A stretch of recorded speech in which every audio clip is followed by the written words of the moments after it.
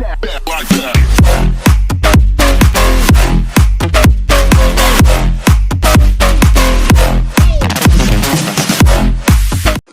Dictation starts in 5 seconds. Please be ready.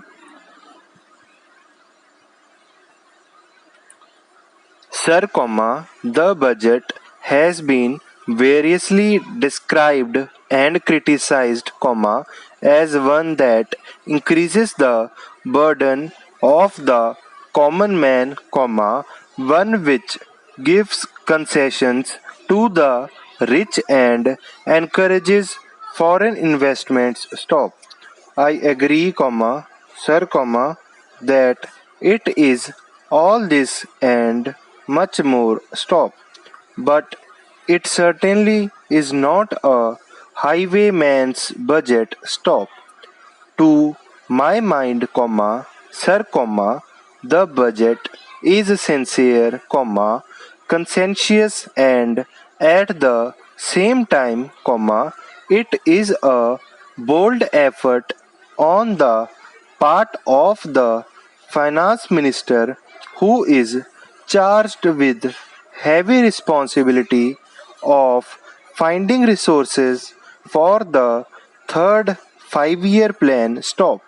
This plan, to my mind, sir, is not at all ambitious, in view of our needs. Stop. It may be looked upon as a rather heavy demand, but looking to our needs, it is not very ambitious. Stop.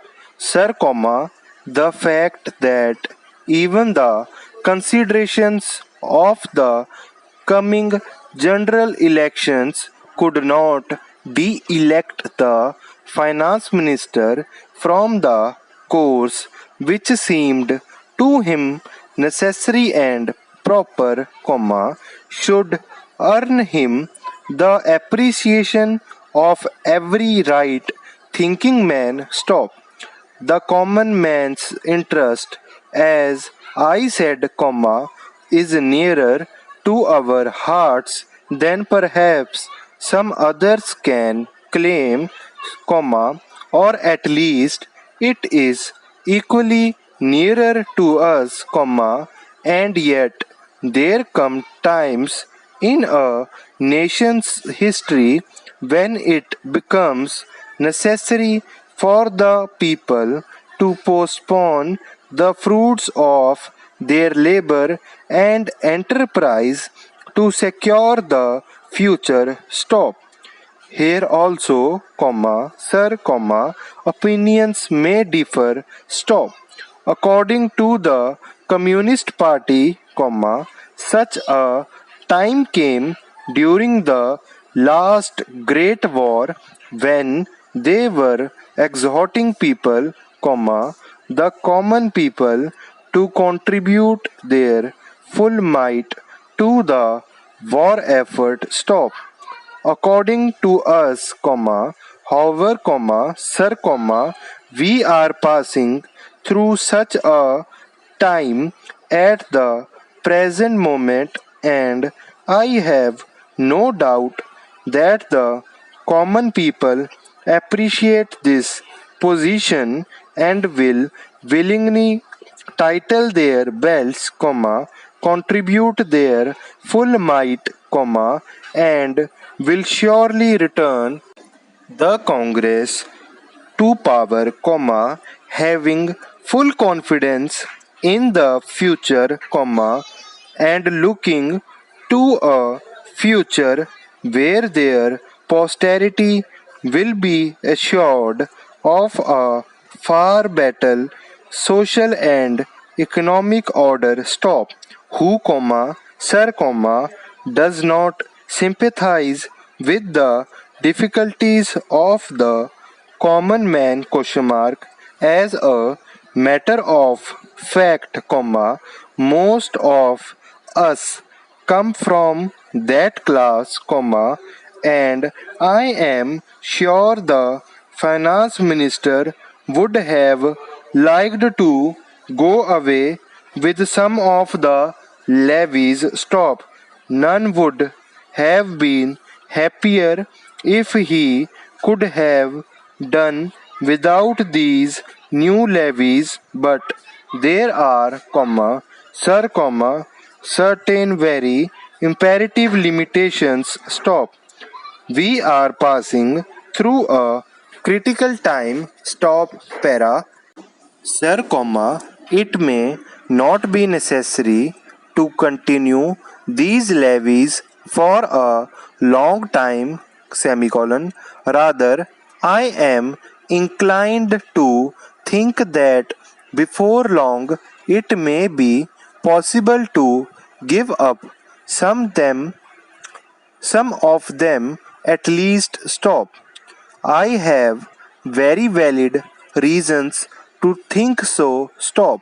Our public undertakings are coming to their own, and some of our important irrigation and power projects have just been completed. Stop. Some others are nearing completion, and in due course, I think in the very near future, they must yield returns. Stop. This will go a long way to lighten the burden of the common man. Stop. Para. We might, sir, also resort to some other ways. Stop.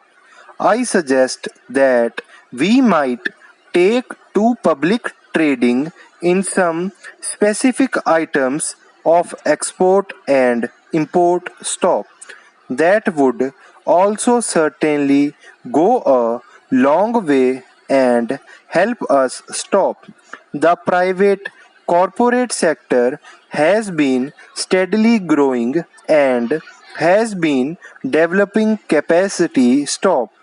It is sure to benefit from all these present concessions and develop greater capacity. Stop.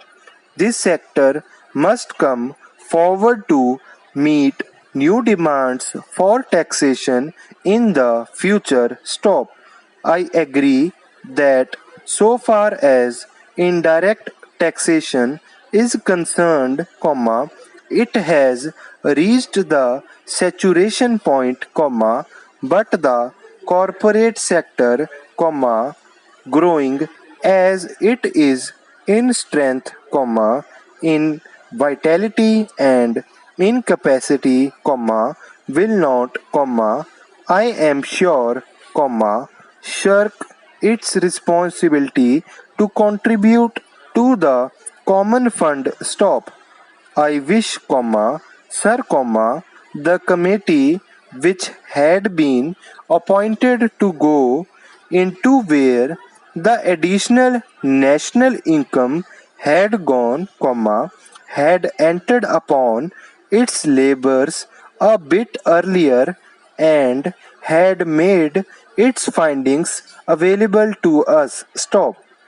I do not want to state its findings, but I have a feeling that the committee, when it concludes its labors, will come to the conclusion that a major portion of this additional national income has gone into the pockets of a comparatively small number of men, small number of individuals. Stop.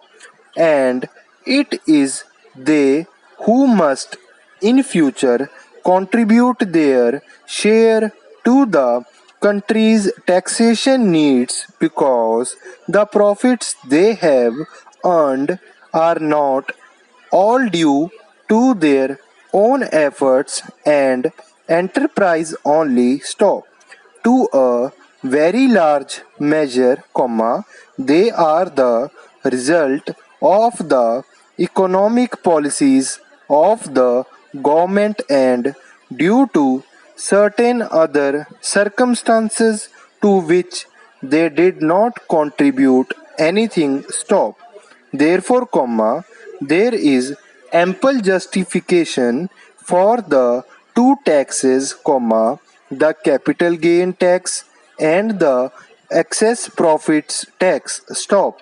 I need not go in detail into all the reasons that my honorable friend has explained earlier so lucidly, but I must say that entirely agree with them all. Stop.